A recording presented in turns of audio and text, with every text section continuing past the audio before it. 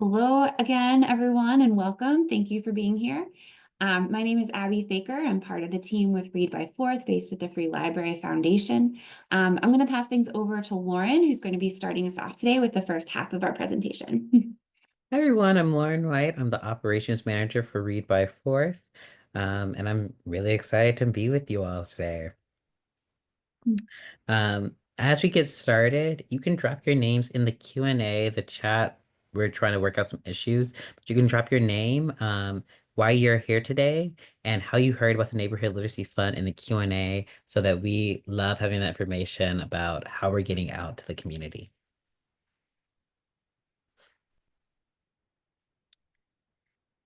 You already know a little bit about the Neighborhood Literacy Fund. That's what brought you here. But today's info session is going to cover exactly what it is, application requirements, the nuts and bolts of how to apply, the selection process, and expectations for reporting. And we'll be sharing some of our favorite local resources for literary change makers, literacy change makers. We want you to leave today's session feeling more confident about submitting an application and also like you have a few more tools to support young readers in your life. So if you have questions about any of the topics, you're in the right place. Feel free to put questions in the Q&A and know that we'll have time to answer any we haven't covered at the end of this presentation. The Neighborhood Literacy Fund supports community-driven solutions to the early literacy crisis by awarding up to $2,000 for projects that help grow Philadelphia's young readers. The Neighborhood Literacy Fund is managed by Read by Fourth, Philly's early literacy movement. If you're not yet familiar with the Read by Fourth, we're a citywide coalition of many partners working together all over Philadelphia to protect every child's right to read. We have a great group of partners who helped develop the Neighborhood Literacy Fund and provided input on all the information we'll be sharing with you today. The selection committee that will review applications is entirely Read by Fourth partners as well. Um, this year, the Neighborhood Literacy Fund is supported by Vanguard Strong Start for Kids and the Alan Hillis Fund. We know the best solution for the community comes from within. One of Philadelphia's greatest strengths is our culture of mutual aid, grassroots leadership, and scrappy can-do energy propels so much of the positive change in the city. But right now, many funding streams are not designed to support grassroots efforts, which is why we're so excited about this opportunity to support community-driven solutions to the early literacy crisis. Right now, over 65% of Philly's children are not reading at grade level by the time they reach fourth grade, setting them up to feel lost, ashamed, and fall even further behind. And COVID has only made things more challenging. This is an unacceptable number. It's more than a statistic. That number represents thousands of children who are less likely to graduate high school, who often grew up struggling to fill out job applications, who are shut out from learning and experiencing of text and have one less tool for expressing themselves. But we can change this. In fact, we already are. Across the city, there's so many reasons to be optimistic. Schools are shifting how they teach reading. Advocates are fighting for fair funding for schools and libraries. Parent partners are expanding access to resources like books and tutoring, and new policies are being passed to support literacy outcomes. Thousands have joined Philly's early literacy movement, and the community has been at the front since day one.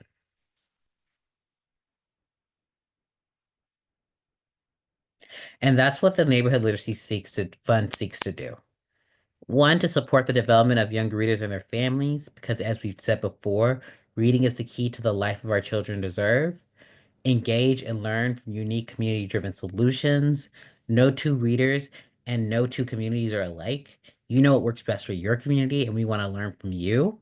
And we want to give money to social change makers who have limited access to funding. We want to invest in the people who are doing this work. So the goal of the Neighborhood Literacy Fund is to support those who have faced challenging challenges accessing traditional grant funds. Because of that, eligible applicants include both organizations and individual community members who meet at least one of the following criteria. Applicants with an annual operating budget, Applicants with an annual operating budget below $100,000 and or applicants with budgets larger than $100,000 that can demonstrate limited access to traditional grant funds. For example, early childhood education providers.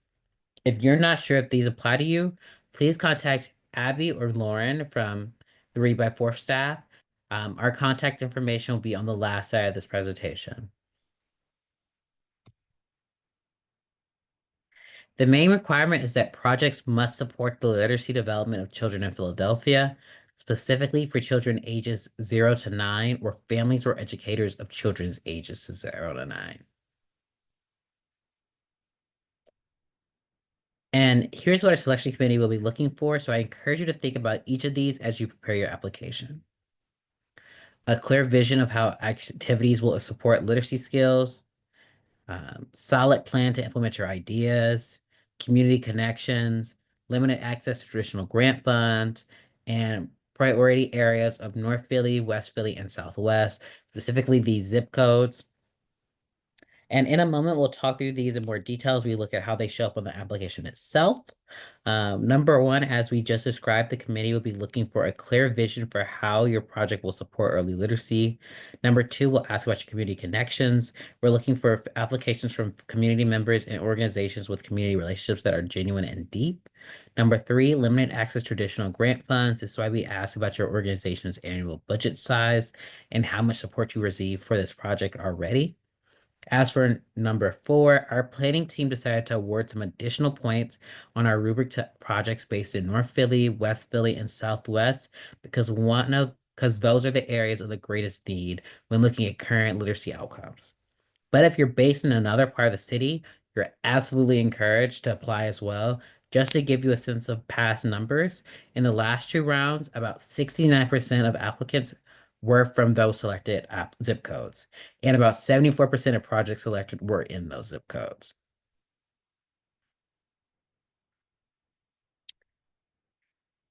Here's a more specific breakdown of how these elements are weighed on our scoring rubric. We'll just take a moment to walk through these criteria, how these criteria relate to what you'll see on the application.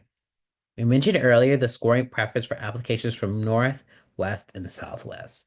As you can see in yellow, that's a possible bump of 6% on that rubric. The next section in orange is limited access to grant funds. You'll see questions on the application asking your organization's budget and past support.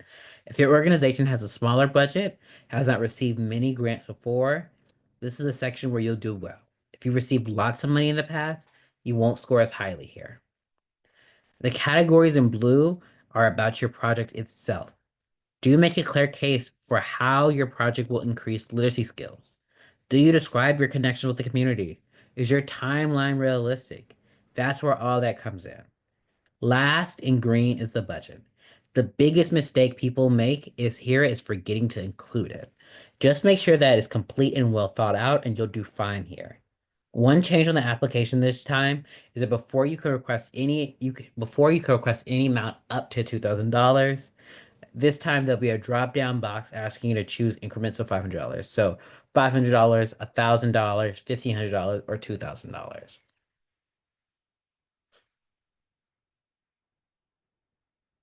What is not on the rubric? So this is things that will not affect your score. The amount you request. So 500, 1,000, 1,500, or 2,000. Did you apply previously? Did you receive an award previously? Are you already a Read by Fourth partner? Are you a reading captain? These kind of questions just help us be able to know who we're reaching with our marketing and with the applications. All right, I'm going to hand it back over to you, Abby. Okay, thank you, Lauren. Lauren will start keeping an eye on any questions that might be starting to bubble up in the Q&A. The reason we want to give you all this information about what the selection committee is going to be looking for is twofold. One, we want you to have all the information you need to see if this is a good fit for you, just to make sure that it is a good investment of your time to fill out an application. And then secondly, once you decide to apply, we want you to have all the same details that the selection committee is going to have so that you can craft the strongest application possible. So I'm going to dig deeper into some more of the things that the selection committee is going to be looking for, and then I'll take a couple minutes to walk you through some of the additional resources that are available to you on the website. So first, a question that we'll ask everyone who applies to think about is, what are the very specific literacy skills that you intend to develop through your project? And so this is a slide that we use a lot here at Read by Fourth that gives an overview of the skills children need at different ages along their journey to becoming strong readers and writers. So on the application itself, which I'll show you in a few moments, you'll be asked to check a box indicating which of these skills your project is designed to support, followed by an open text box where you'll explain how exactly your project is designed to enhance those skills. And you don't need to memorize these definitions, as there's also a copy of this whole slide on our website in the resources section. So we're going to take a few minutes to walk through this continuum together, just to give you some more grounding in what it looks like to develop these skills, while also using this framework to highlight examples for you of some projects that have been successful in the past. All right, so starting on the left-hand side of our skills framework in this all ages bucket. So at all ages, whether someone is a little baby or they're in pre-K or they're already in upper elementary school, constantly we want children to be developing their vocabulary and picking up new words and learning more and more background knowledge about the world around them. Because sometimes when we talk about what it means to become a strong reader, we often spend a lot of time talking about like phonics, like how well children can sound out the words on the page, right? But when children get to the point of being able to sound out the words, they also have to understand what those words mean. And they have to have some vocabulary and background knowledge so that when they successfully decode the words on the page, those words make sense to them, right? And so here's a great example of a project that was designed to build students' vocabulary and background knowledge in a way that was also super fun. So this was one of our awardees in round one, which was a few years ago, Adrienne Hobdy. She planned an awesome hands-on science and literacy event. And what really stood out to the selection committee in her application was how intentional she was in thinking through the vocabulary and knowledge building element.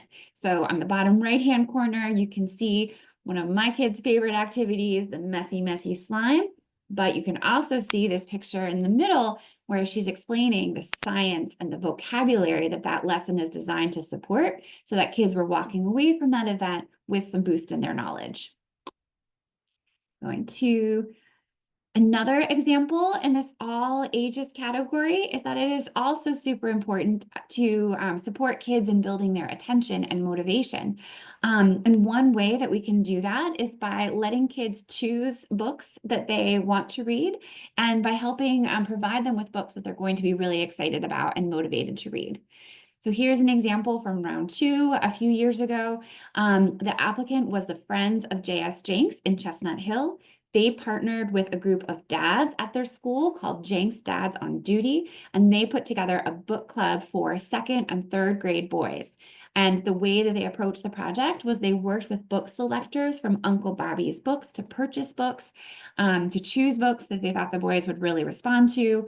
They also hosted a pizza party lunch, and the students received their own gift cards to go back to the store and purchase books for their home libraries. And so in this project, there were a few different ways they were building motivation, right? They had the relationships that the kids developed with the dads on duty. They had culturally relevant books that Uncle Bobby's was curating for them. They had the incentives with the pizza party, and they also just crafted a really fun experience around books. Now moving into the ages 0 to 2 bracket. So at these young ages, kids are just beginning to build early language skills, right? And so one thing that we look for projects serving ages 0 to 2 are projects that might be building oral language skills. So kids are babbling and talking and singing, but that means that they're also starting to develop familiarity with the patterns of language, right? So you might see nursery rhymes, it's just many ways you can expose little ones to as much language and vocabulary as possible. That lays that foundation for them to someday, when they get a little bigger, to start to see those words in print. Another big emphasis in the young ages is what we call print awareness. And you can see a great photo of one of our past awardees, John Butler, with his own daughter at an event. Kids have to learn how to hold a book appropriately and turn the pages and read left to right. And so that all starts at this really young age when you're just starting to flip through books on your own. And then once we get into the next age bracket of ages 3 to 5, or loosely pre-kindergarten, we want to see kids start to begin learning the alphabet. So we often say on our team, learning the ABCs takes all three: letter names, letter shapes, and letter sounds. One of our examples on this slide is an awardee from several cycles, Sulma Guzman.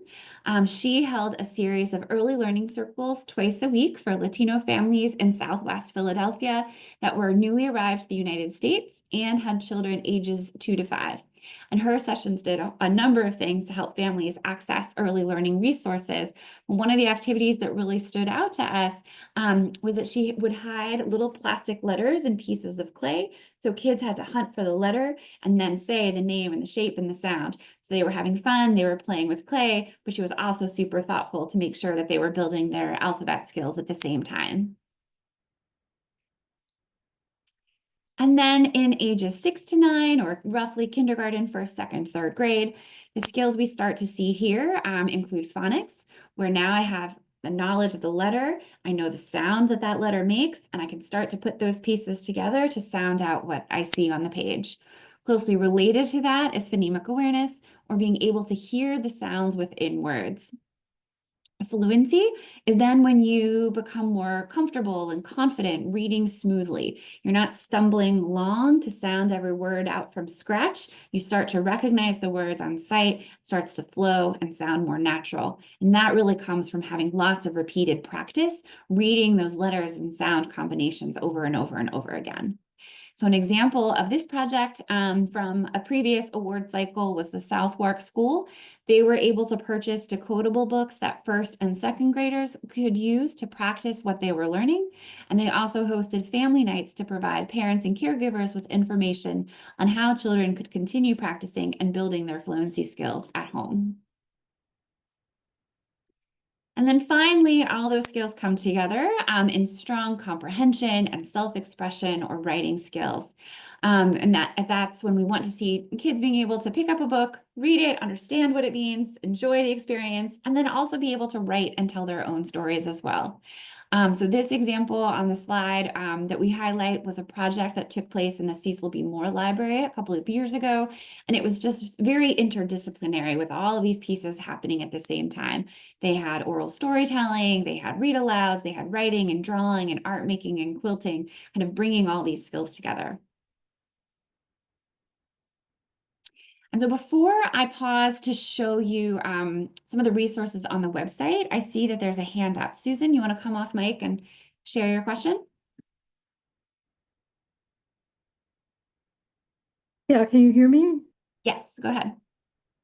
Okay, so I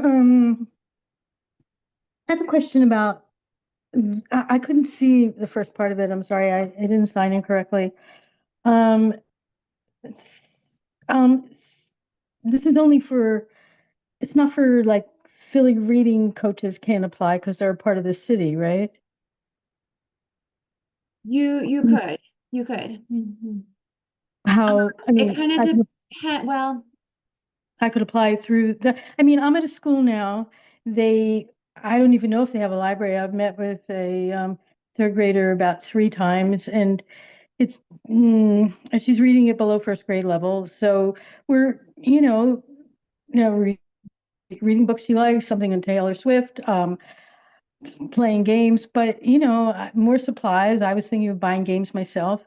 And I was wondering, how do you start the libraries at these schools? I mean, couldn't they use some of the money for that, for like organize volunteers to get the libraries going? one of our partners I really think you should check out is called WEPAC. I'm not remembering exactly what it stands for. I think it's West Philly Alliance for Children, but How do their you spell it? website, it's WEPAC.org. And WAPAC?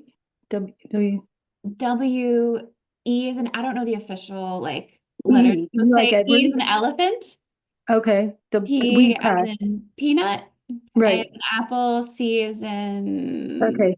yeah, Yeah, cookie. right. I got pack. Yeah, Okay. we So they pass. to do exactly that. I would definitely look them up. In the library, the school district also recently hired a director of libraries for the first time in a while, and her mission is going to be to figure out how to reopen school libraries across the system. Uh-huh.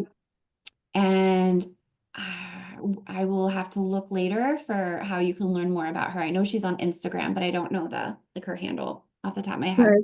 Okay. So, But for but eligibility, I do want to come back to that. So I think that this is not a good fit for Philly Reading Coaches as a program because the mission of the Neighborhood Literacy Fund is to get funding to smaller organizations or smaller initiatives that don't have the fundraising experience or the access to city funds that the Philly Reading Coaches have. because they But don't that seem that big. said, They only have 100 tutors apparently for the whole city. yeah, however, this grant is pretty small, so we're really Yeah. thinking smaller scale. But that's not to discourage you. So I think we could maybe set up a one-on-one session for like office hours or to talk one-on-one, because perhaps you're able to apply as an individual or in partnership with the school, or perhaps there's like another way to apply that would be a better fit. Okay. Where you located? Where are we located? Yeah.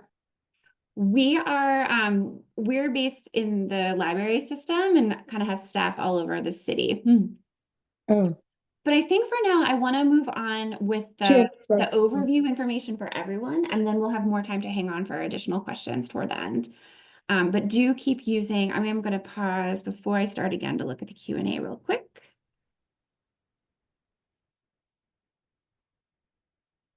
I'm not sure if you can all see the questions in the Q&A, so I'm going to read one out loud. Is it okay to add the social and emotional support that is needed as well, connected to literature? Absolutely, yes. There's not like a checkbox for that on the application, but just below the checkboxes, and I'll show you this in a moment, use one of the open-ended text boxes to talk about how you're planning to develop the social and emotional skills and how that's relevant to the literacy skills as well. That's a great question. All right, so here's what the website looks like. There's a ton of information on the website. I'm going to scan through just to point out some highlights that I want to make sure you know to look for. So on the website, when you're ready to start an application, that link is going to be here for you. Before you start your application, though, I suggest that you take a look at this link here. We have a preview of all of the application questions uploaded here as a PDF, and that will allow you to see what you're going to be asked, get all your draft text together, all your ducks in a row, and just be ready before you start filling out the online form. The other resource I really want to highlight and underline for you here is the scoring rubric. So Lauren shared with you earlier kind of the overview of like the project description is this important and the budget is that important, right? But you can go further in the weeds and see the same scoring rubric that the selection committee is going to be using. And I would suggest that you look at this at least twice. First, I would take a look at this before you apply, just to get a gut sense of how your application might do and just make sure that it feels like a good fit. And then I would look at it a second time before you hit submit. And that way you can kind of look at what you've drafted with the rubric side by side, use a critical eye and find, are there points where you could really strengthen what you're saying just to help yourself be as successful as possible once the selection committee is looking at what you send and starts to score. So don't miss the preview, the application, or the rubric. The other thing I want to make sure you are aware of is this office hours link. This will give you a bunch of times that Lauren is available to meet with you one-on-one. And then somewhere on here, our email addresses. We'll make sure you have our email addresses as well. You can also just contact either of us. If none of those times that Lauren has listed work for your schedule, just work with us and we'll find a time that works. Last, I think the last two more resources I want to make sure you are aware of. For that section on the application where you're thinking about how your project builds early literacy skills, this is that slide I showed you if you want the definitions. And then this is a 20-minute overview of how kids learn to read, just to kind of, if you want to build background knowledge in that area. Last thing on the website I'll show you is this Need Books link is really good to know about. Lots of people who apply ask for funding for books, and that is great. And you totally can use funding to request the precise books that you need. But sometimes people just need like giveaway books or books for their classroom library, and they're a little more flexible about what titles they get. And we're really lucky here in Philly. We have a bunch of partners that have books that they can give you for free, separate of this grant process anytime. You just have to reach out to them. So Philly Book Bank, Treehouse Books, and then the Philly Book Wish is on hold for now. I would just browse this page anytime that you need books. All right. Next thing I want to show you while we're outside of the slides here is what to expect when you look at the application itself.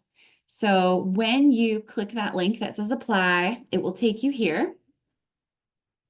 There's just an overview blurb in English and Spanish. And then here, I already did this, so it isn't showing the option. You'll just click, are you starting your application in English or are you starting your application in Spanish? Once you click through, it will take you here, and this is what the application itself is going to look like. We're not going to read through question by question because that is all available to you on the website, but I want to point out one spot where we have gotten a bunch of questions in the past. And that is the budget section. So let me find it. Here it is. So throughout the application, the biggest application advice that I have for you is to be as specific and detailed as you can, which honestly like pains me to say because we don't want you to have to spend a ton of time on the application, and we know you're busy and we want it to be nice and easy. Yet, I also have been in the room when the selection committee is reading applications. And so I have seen again and again that the applications that have lots of detail are consistently the applications that score the highest, right? And so that theme applies to this question of the budget. And here the main question we get is just kind of like the tech of it. So what the selection committee is looking for is just specifics around if you are awarded funds, how will you spend that money, right? And there's two places where you can put that info. One option is you can just write a detailed description in this narrative text box, or you can use our template or a budget template of your own to upload it in like spreadsheet or list form. And so the way that would go is you would use the template here, save it as an attachment, and upload the file. So you can put your information in either spot as long as you have the detail that they're looking for. All right, and now I'm going to go back to the slides. I'm just taking a quick peek at the Q&A for more questions. Nothing yet. Okay. So a couple more tips. I already mentioned the second one, to use details. Assume that the person reading the application doesn't yet know how awesome you are or how many great things you've done in the past, and just really feel free to like brag about yourself and tell them everything. But other tips, one we have learned from painful experience is the website does not save your work, unfortunately, without you clicking this button that says save as draft. So do periodically click save as draft to make sure that your information will be there the next time you log in. And then last application tip is that if you don't have a lot of experience writing grant proposals, there's a presentation that we co-hosted a couple years ago with the Regional Foundation Center on our website that you can watch, or of course, reach out with questions. All right, couple key dates. The application is due Wednesday, April 23rd at 5 p.m. Selection committee will then meet during the month of May and notify applicants June 3rd if your project has been selected. Because it can take a minute to get the funds to you once you're awarded, we suggest that you plan for your project to take place in like late summer or into the fall. And so just a heads up, if your project is selected, Lauren will need a little bit of paperwork from you, essentially, so we know where to send your check and take a few days to get that back. Lauren then submits it to our finance department, and then it can take about a month or a little more to get the money to you. So don't plan a project that will make you start spending your money out of pocket like June 4th. Just make sure you're giving yourself some buffer for the project to be a little bit later. Couple things to expect just for your budgeting purposes, and so you can plan ahead. If you apply and are awarded at the $500 or $1,000 level, we're able to pay the entire amount to you up front. If you apply and are awarded at one of the larger levels, we're able to fund 75% upfront, and then the last 25% we have to hold until after your project is completed. So just kind of plan around that. For the final report, we want to hear how things turn out, but we really try to keep that as simple for you as possible. There are 2 questions on the final report. One is overall, did your project meet the goals you set out to achieve? Tell us where, why not? And 2, we would appreciate your advice to help us prepare for the next round. What parts of the process, did you find most helpful, and what can we improve for next time? You can send us an email, you can record a video on your phone, or we can schedule a time to meet, and Lauren and I will just take notes while you share your feedback with us directly. This slide just links to some of the same resources that we highlighted on the when we looked at the website earlier. One that I want to highlight here is this one about fiscal sponsorship. Individuals are welcome to apply, but one thing that we want to give you a heads up about, let me go back here, is this last point here that I had skipped over by accident. You're welcome to apply as an individual. You don't have to be part of an organization. You don't have to have 501c3 status, any of that. However, you do have to know that if we write you a personal check, that will show up on your tax statements as taxable income. And so on our FAQ page, there are like a lot of details about possible things you can consider related to that. If you decide to look for a fiscal sponsor so that that money doesn't hit your own tax statement, check out that link on the website for more. Okay. This is the last slide. This is our contact information. We really enjoy learning about people's projects and brainstorming with folks, so don't hesitate to reach out. We can brainstorm with you if you're still like figuring out what your project is, or we can even take a look at a draft application. Lauren and I are in the room, but we're not members of the selection committee, and so we're really happy to like walk you through the process and support you as you prepare your application as much as we can.